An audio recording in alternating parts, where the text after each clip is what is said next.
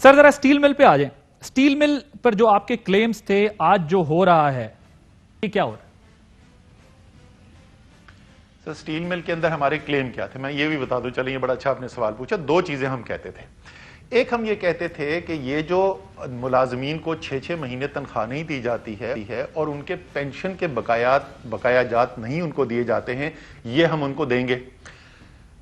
आप steel mill के employ से जाके पूछ लें कि जिस वक्त असद उमर बने फाइनेंस मिनिस्टर, तहरीक इंसाफ की हुकूमत आई, वो जो 6-6 महीने इंतजार करा के तनख्वाह दी जाती थी, हमने यकमुश्त फैसला किया। एक ही सीसी में अगले जून तक हमने जो है तनख्वाह की मंजूरी दे दी। हर महीना जैसे जैसे आता गया तनख्वाह उनको देते रहे। जो पेंशन उनको साल से नहीं मिलेगी, अभी जो हुकूमत ने, काबीना ने फैसला किया उसके मुताबिक वो तमाम पेंशन जो उनकी ड्यू थी वो उनको दी जा रही है। ये मामला दुरुस्त हो गया। दूसरी चीज हम ये कहते थे कि तहरीक इंसाफ समझती है कि ये स्टील मिल एक वायबल बिजनेस है, ये सनत चल सकती है और पाकिस्तान की एक अहम सनत। आपको अगर वजीर आजम की आपने तकरीर देखी हो, उस वक्त इमरान खान साहब जो चेयरमैन पीटीआई गए थे, तो उन्होंने वहां पर भी तकरीर करते हुए कहा था कि पाकिस्तान का सबसे बड़ा सनती इदारा है और इंशाल्लाह हम ताला इसको चलाएंगे। तहरीक इंसाफ आज भी उस पर कमिटेड है और आपको पता है कि हमने बाकायदा ट्रांजैक्शन स्ट्रक्चर भी बना लिया था। बाहर से कंपनीज आना भी शुरू हो गई थी ड्यू डिलिजेंस के लिए, और उस वक्त कोरोना हो गया और उसकी वजह से कुछ 7-8 महीने से काम रुक गया, क्योंकि आपको पता है कि बाहर से इंटरनेशनल ट्रैवल, खासतौर पे चाइना की तरफ से जो लोग हैं वो मिशन आने कम हो गए हैं। हम अभी भी कमिटेड हैं। हमारे ख्याल में अब भी स्टील मिल जो है वो चलनी चाहिए और पूरी इंशाल्लाह ताला कोशिश भी की जाएगी और मेरे ख्याल में कामयाबी भी होगी, स्टील मिल चल भी जाएगी। सर लेकिन 2.5 साल में आप ये कह रहे हैं कि जो एफर्ट्स हुई थी वो सिर्फ कोरोना की वजह से जो है वो रुक गई सारी एफर्ट्स, और आपका क्लेम ये था कि हम इसको टर्न अराउंड करेंगे एट एनी कॉस्ट और हम जो है वो स्टील मिल के मजदूरों के साथ खड़े होंगे।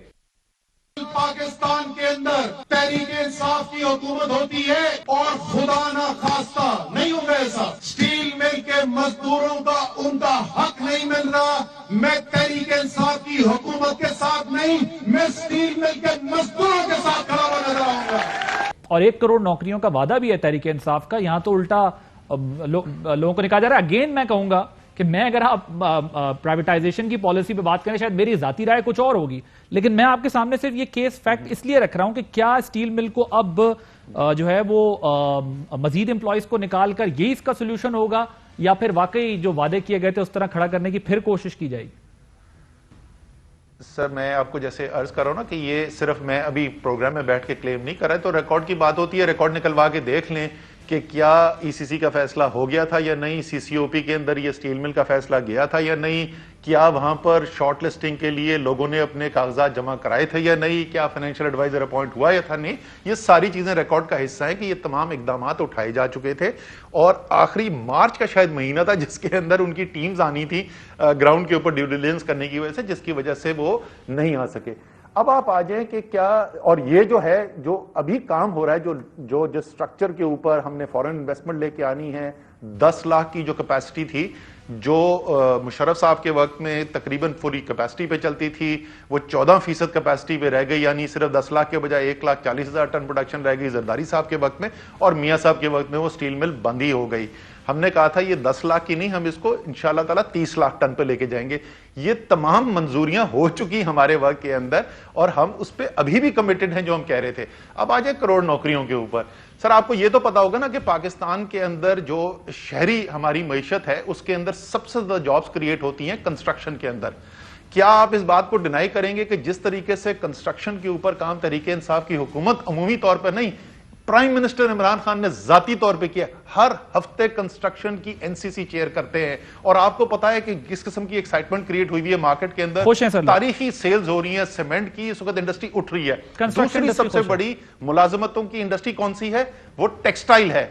फैसलाबाद जहां पर फैक्ट्रियां बंद हो रही थी, 5 लाख से ज्यादा मजदूर जो हैं उनको नौकरी से निकाल दिया गया था।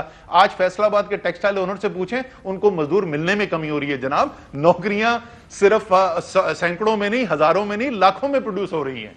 एलएनजी पर सर आज प्रेस कॉन्फ्रेंस भी की सईद गनी साहब ने, पीपल्स पार्टी के। उन्होंने कहा 122 अरब का जो है वो नुकसान कर दिया है, 57 अरब का इस साल किया है, 2.5 साल के अंदर जो है वो गलत फैसले करने की वजह से। इस पर भी जरा आपका कॉमेंट। उसकी बड़ी तफसील से नदीम बाबर साहब उसका जवाब दे चुके हैं اور وہ جو فیصلے ہیں ایک تو انہوں نے کلیریفائی کر دیا, خود شاہ زیب نے میرے خیال میں کلیریفائی کر دیا تھا, کوئی 122 اس کی گندم کی نہیں بات کرے, سوری صرف ایل این جی کی نہیں بات کرے تو کوئی 4-5 مختلف فیصلوں کی بات کر رہے تھے. دوسری چیز جو ہے, جو کمپیرزن جو ندیم بابر صاحب بڑی تفصیل میں بتا چکے ہیں, ان کے خیال میں شاہ زیب خانزادہ جو ہیں وہ انگریزی میں جو بولتے ہیں نا ایپلز اینڈ اورنجز کا کمپیرزن کر رہے ہیں اور اس سے غلط نتیجے کے اوپر پہنچ رہے ہیں. جہاں تک میری معلومات ہے کل یا پرسوں دوبارہ وہ پھر تفصیل سے پوری ایک ایک چیز کا جواب دے دیں گے. لیکن کمال کے وہ لوگ ہیں, سعید غنی صاحب یہ پریس کانفرنس کر رہے ہیں, پیپلز پارٹی جو ملک میں, آپ کو کوئی یاد ہے کہ گیس کی شارٹیج کیسی ہوئی تھی؟ سب سے پہلی دفعہ جب شارٹیج کریٹ ہوئی وہ پیپلز پارٹی کی حکومت میں ہوئی تھی. یہ 5 سال میٹنگز کرتے رہے, یہ ایل این جی امپورٹ نہیں کر سکے. سو یہ جو ہیں وہ بات کر رہے ہیں, یہ تو اللہ کی شان ہے. تھینک یو سو مچ. اسد عمر صاحب ہمارے ساتھ موجود تھے, وفاقی وزیر برائے منصوبہ بندی. مختلف ایشوز پر ہم نے ان سے بات کی. ناظرین ایک بریک لیں گے, بریک کے بعد جب واپس